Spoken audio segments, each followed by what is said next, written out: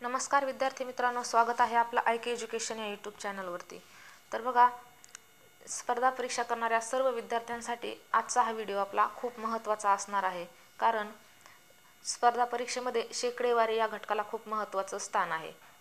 तर बघा, शेकडेवारी या घटकावरती नफा तोटा सरळ व्याज हे दोन घटक जे आहेत ते पूर्णपणे अवलंबून आहेत। जर तुम्हाला शेकडेवारी समजली तर तुम्हाला नफा तोटा आणि सरळ व्याज हे घटक सहज समजून जातील।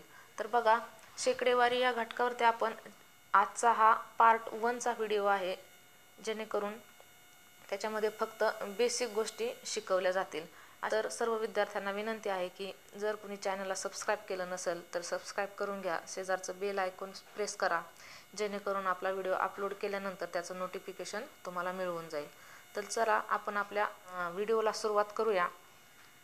तर बघा, शेकडेवारी म्हणजे काय तर 100 हे प्रमाण पकडून जेव्हा एखाद्या वस्तूची तुलना केली जाते तेव्हा त्याला शेकडेवारी असे म्हणतात। शेकडा म्हणजे 100 आणि ही जी खूण आहे ती शेकडेवारीची खूण आहे आणि ती टक्के अशी वाचतात। शेकडेवारी हा एक प्रकारचा काय आहे, अपूर्णांक आहे।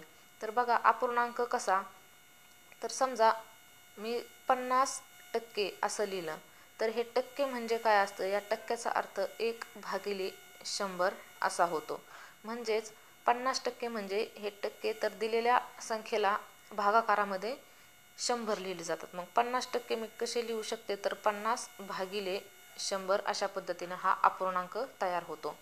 मग या अपूर्णांकाला आपण अतिसंक्षिप्त रूप केलं तर 50 × 50, 50 × 100 ह्याचं काय झालं, 1/2 हा अपूर्णांक तयार झाला। तर याच कन्सेप्टवर आधारित आपला हा आजचा व्हिडिओ असणार आहे, जो की टाईप 1 खालील संख्यांचे व्यावहारिक अपूर्णांकामध्ये रूपांतर करा। ज्या संख्या दिलेल्या आहेत त्या आपल्याला शेकडेवारीमध्ये दिलेल्या आहेत आणि शेकडेवारीचं काय करायचे तर व्यावहारिक अपूर्णांकामध्ये रूपांतर करायचे। तर बघा, 64%, 64% हे टक्के म्हणजे भागाकारामध्ये 100 हे आपण आत्ताच पाहिलं। तर 64/100 असा अपूर्णांक तयार होईल आणि ह्या अपूर्णांकाला अतिसंक्षिप्त रूप दिलं जातं। तर बघा, अंश आणि छेदाला कोणत्या एका समान संख्येनं भाग जाईल तर 4 ने भाग जाईल।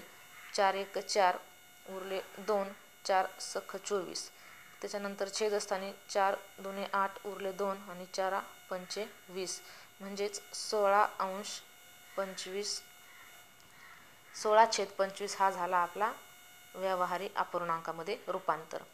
तसंच प्रश्न क्रमांक 2 पहा, 6% म्हणजेच 6 भागाकारामध्ये 100 याला अतिसंक्षिप्त रूप दिलं तर 2 ने भाग जाईल, बे 3 × 6, बे 5 × 10 आणि 0 जशाचा तसा, म्हणजे उत्तर आलं 3/50 हे झालं आपलं व्यावहारिक अपूर्णांकामध्ये रूपांतर। तर बघा, असेच आपण आणखी 5 उदाहरणं घेतलेली आहेत। त्या 5 उदाहरणांच्या माध्यमातून ही कन्सेप्ट आपण समजून घेऊया। बघा, प्रश्न क्रमांक 1, 50%। आता 50% म्हणजे भागाकारामध्ये 100, भाग दिला, 0 गेला 0, 5 × 1 = 5, 5 × 2 = 10, आपलं उत्तर आलं 1/2, म्हणजेच पर्याय क्रमांक हे काय आहे आपल्या प्रश्नाचं उत्तर असणार आहे। आय होप तुमच्या लक्षात आली असेल कन्सेप्ट। तर बघा, प्रश्न क्रमांक 2, 36%, 36/100। आता याला अतिसंक्षिप्त रूप द्या। अगोदर 2 ने भाग द्या, बे 1 बे उरला 1 झाले 16, बे 8 = 16, त्याच्यानंतर खाली बे 5 = 10 आणि 0 जसास तसा। आणखी 18 आणि 50 या संख्येला कोणत्या संख्येनं भाग जातोय तर 2 ने भाग जातोय, बे 9 व 18, बे 2 = 4 उरला 1 आणि बे 5 = 10, म्हणजे 9/25 हे काय झालं, व्यावहारिक अपूर्णांकामध्ये रूपांतर झालं। पर्याय क्रमांक 2 हे आपल्या प्रश्नाचं उत्तर असेल। तर बघा, प्रश्न क्रमांक 3। आता हा प्रश्न क्रमांक 3 थोडासा वेगळा आहे, थोडासा अवघड। कसा तर बघा, याच्यामध्ये काय आहे, दशांश अपूर्णांकामध्ये आपल्याला संख्या दिलेली आहे 0.5%। आता हे 0.5% याचं जर मला दशांश चिन्ह काढून टाकायचं असेल तर त्याचा दशांश अपूर्णांक या घटकावरती हे जो काय कन्सेप्ट आहे ते आधारित आहे. त्यासाठी तुम्हाला अपूर्णांक हे प्रकरण माहीत असणं गरजेचं आहे. आपण अपूर्णांकावरती व्हिडिओ बनवलेले आहेत, त्याचे व्हिडिओ मी डिस्क्रिप्शन बॉक्समध्ये देते, तिथं जाऊन तुम्ही ते पाहू शकता. तर बघा, ज्या विद्यार्थ्यांची अपूर्णांकाची कन्सेप्ट क्लिअर आहे त्यांना ही गोष्ट समजून जाईल. बघा, 0.5%. आता 0.5, आता हे टक्के बाजूला राहू द्या थोडा वेळ, मी तुम्हाला ही कन्सेप्ट समजून सांगण्याचा प्रयत्न करते. बघा, 0.5. आता मला एका घरानंतर दशांश चिन्ह डावीकडून आहे आणि हे दशांश चिन्ह मला काढून टाकायचं आहे, म्हणजे ते दशांश चिन्ह मला इथं आणायचं आहे. जर असं करायचं, जर मी ह्या संख्येला काय केलं, 10ने गुणलं तर उत्तर काय येते बघा. आपण ज्यावेळेस दशांश अपूर्णांकांचा गुणाकार करतो त्यावेळेस दशांश चिन्ह नाही असं समजून गुणाकार करतो. 10×5 = 50 आणि दशांश चिन्ह एका घरानंतर आहे, म्हणजेच उत्तरामध्ये दशांश चिन्ह एका घरानंतर इथं आलं, म्हणजेच आपलं उत्तर काय आलं, पूर्ण संख्या 5 हे उत्तर आलं, म्हणजे दशांश चिन्ह निघून गेलं. तर दुसरं बघा, जर 0.05, आता दशांश चिन्ह डावीकडून 2 घरानंतर दशांश चिन्ह आहे आणि हे 2 घरानंतरचं दशांश चिन्ह मला काढून टाकायचं असेल तर मी ह्याला गुणिले 100 करू शकते. आणि जर ह्यांचा गुणाकार केला तर 100×5 किती, 500.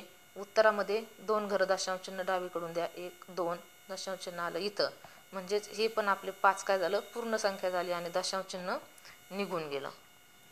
त्यानंतर आणखी एक उदाहरणाच्या माध्यमातून समजून घ्या. बघा, 0.005. आता 3 घरानंतर दशांश चिन्ह आहे डावीकडून आणि हे 3 घरानंतरचं दशांश चिन्ह जर मला काढून टाकायचं असेल तर मी 1000ने ह्या संख्येला जर गुणलं तर दशांश चिन्ह बघा निघून जाईल. तर 1005 किती, 5000 उत्तर येते, 5000. आणि 1 2 3 दशांश चिन्ह 3 घरानंतर आहे, उत्तरामध्ये पण 3 घरानंतर दशांश चिन्ह इथं येईल, म्हणजे आता सुद्धा आपलं काय आलं, उत्तर 5 आलं, म्हणजे दशांश चिन्ह निघून गेलं. म्हणजे बघा, ह्या 3 उदाहरणांच्या माध्यमातून तुमच्या एक गोष्ट लक्षात आली असेल, जर एका घरानंतर दशांश चिन्ह मला उजवीकडे सरकवायचं असेल, म्हणजेच काढून टाकायचं असेल, तर 1 वरती 1 0 घेतला आणि म्हणजेच 10 या संख्येनं गुणलं. त्याच्यानंतर 2 घरं दशांश चिन्ह काढून टाकायचं असेल तर 1 वरती 2 0 घेतले, म्हणजे 100 या संख्येनं गुणलं तर दशांश चिन्ह निघून गेलं. त्याच्यानंतर जर 3 घरानंतर दशांश चिन्ह उजवीकडे सरकवायचं असेल, म्हणजे इथं आणायचं असेल किंवा काढून टाकायचं असेल, तर एकावरती 3 0 घेऊन त्या संख्येनं गुणलं, म्हणजेच किती, 1000ने गुणलं तर दशांश चिन्ह काय होतं, निघून जातं. हा आहे दशांश अपूर्णांकाचा नियम. तर बघा, आता हे उदाहरण आपण समजून घेऊया. 0.5 आणि टक्के म्हणजेच काय, भागाकारामध्ये 100. अशा पद्धतीने आपण हे उदाहरण लिहू शकतो, 0.5%. आता मला हे अंशस्थानचा जो काय दशांश अपूर्णांक आहे तो काढून टाकायचा आहे. तर बघा, दशांश अपूर्णांक काढून टाकण्यासाठी आता एका घरानंतर दशांश अपूर्णांक आहे तो काढण्यासाठी मला गुणिले 10 केल्यानंतर दशांश अपूर्णांक काय होईल, निघून जाईल. परंतु अपूर्णांकामध्ये जर अंशाला एखाद्या संख्येनं गुणलं तर छेदालाही त्याच संख्येनं गुणावं लागतं, तर त्या अपूर्णांकाची किंमत समान राहते. हे आपण सममूल्य अपूर्णांकामध्ये पाहिलेलं आहे. कुठल्याही अंशालाच फक्त भागून चालत नाही किंवा गुणून चालत नाही. जर अंशाला 10ने गुणलं तर मला छेदाला पण काय करावं लागेल, 10ने गुणावं लागेल. तर बघा, आता 10×5 = 50, 50 बरोबर, आणि दशांश चिन्ह आलं इथं, म्हणजे हा झाला आपला पूर्ण 5 झाला उत्तर, दशांश चिन्ह निघून गेलं. आणि 100 × 10 उत्तर आलं 1000, म्हणजे आपला अपूर्णांक काय तयार झाला, 5 छेदस्थानी 1000. आता या अपूर्णांकाला अतिसंक्षिप्त रूप द्या. 5 × 5, 5 × 10 आणि 0 0 जसेच तसे, म्हणजे उत्तर आलं 1/200. अंक 3 हे या प्रश्नाचं उत्तर आहे, 1/200.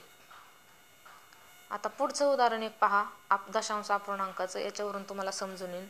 0.1 आणि टक्के म्हणजे भागाकारामध्ये काय, 100.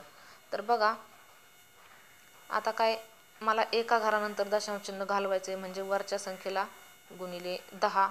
जर अंशाला गुणिले 10 केलं तर छेदालाही गुणिले 10 करावं लागेल. त्यानंतर बघा आता 10 एक 10 उत्तर आलं. एका घरानंतर दशांश चिन्ह, मग दशांश चिन्ह इथं आलं. 1.0 झालं ते उत्तर. आणि 100 गुणिले 10 काय झालं? 1000. म्हणजेच आपला अपूर्णांक तयार झाला 1/1000. आणि हेच आपल्या प्रश्नाचं उत्तर आहे. पर्याय क्रमांक 2 हे आपल्या प्रश्नाचं उत्तर आहे. तर बघा आणखी एक प्रश्न आहे दशांश अपूर्णांकाचा. 0.02 टक्केवारीमध्ये काय आता 100. तर बघा आता एक साधा सोपा नियम सांगते. जर आपल्याला 2 घरं दशांश चिन्ह सरकवायचं असेल म्हणजेच काय करणार आपण? वरच्या संख्येला गुणिले 100 करणार. जर वरच्या अंशस्थानच्या संख्येला गुणिले 100 केलं तर त्याचं उत्तर हे 2 येणार आहे, म्हणजे दशांश चिन्ह निघून जाणार आहे. आणि खालच्या संख्येला गुणिले 100 केलं तर या संख्येवरती आणखी 2 शून्य एक्स्ट्रा येणार आहेत, म्हणजे 100 आणि 100चे त्या गुणिले 100चे 2 शून्य. म्हणजेच बघा तुम्ही डायरेक्ट असं जरी केलं तरी चालतं. 0.02 भागाकारामध्ये काय टक्के म्हणजे 100.